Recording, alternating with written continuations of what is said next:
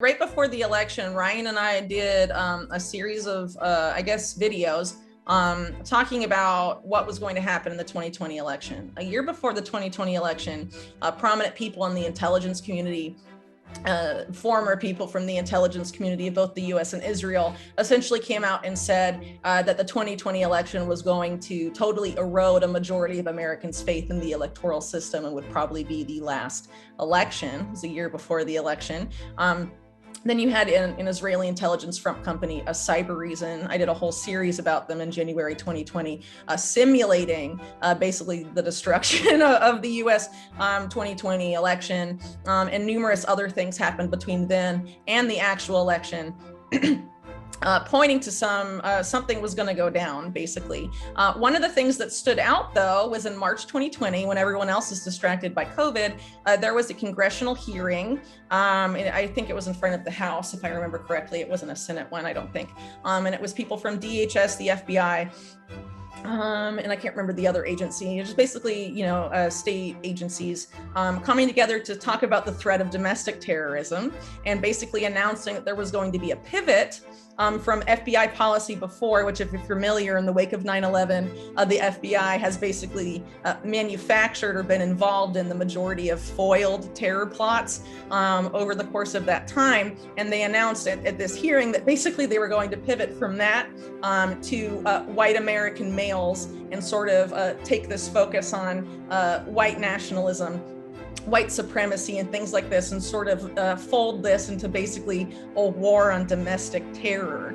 Okay, and they basically talked about in that hearing, the top woman at DHS that was testifying there literally says, we can see another 9/11 on the way. We can see it building. It won't be as deadly in terms of numbers and not as striking in terms of visuals, but we know it's going to happen and we can't quite stop it. So that's basically her saying some sort of domestic terror event's going to take place in election season.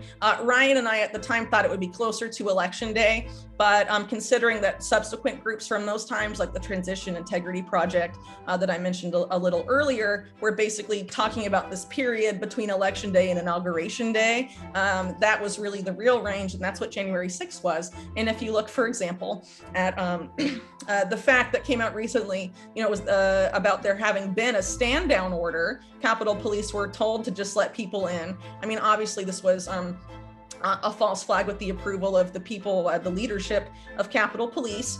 3 days later, the guy that was in charge of Capitol Police resigns. This new revelation has led for no calls to him to be arrested or investigated or anything. What do you know about that? And if you actually look into the guy, on his bio, 2019 bio on the Capitol Police website, it only mentions his law enforcement experience, took completely out his private sector experience. Right before being in charge of Capitol Police, he was VP at a company called Nobliss, a business intelligence firm contracting to U.S. intelligence agencies. Chairman of the board is Michael Chertoff, former head of DHS, one of the main people at Transition Integrity Project, simulating and gaming out a forced election win for Biden, basically from July 2020 onwards, and one of the architects of this war on domestic terror that they want to launch, which, by the way, is the original reason for DHS being created. DHS was created and planned out the whole pivot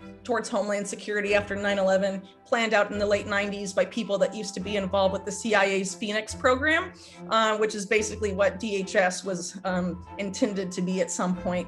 The war on terror abroad was always intended to come home to roost. You can see this in the people in the Bush administration being involved in the Reagan administration's continuity of government protocols, which involved sort of a Phoenix program style dissident hunt down program taking place in the United States. So basically, what we're seeing with January 6th is an effort to have all that stuff go live. I think a lot of it is because they know that the resistance in the United States to this agenda they're trying to force through in the rest of the world with COVID is going to be very strong and very difficult to overcome in major parts of the country. It's no coincidence in the lead up to this, they framed conspiracy theorists as domestic terror threats.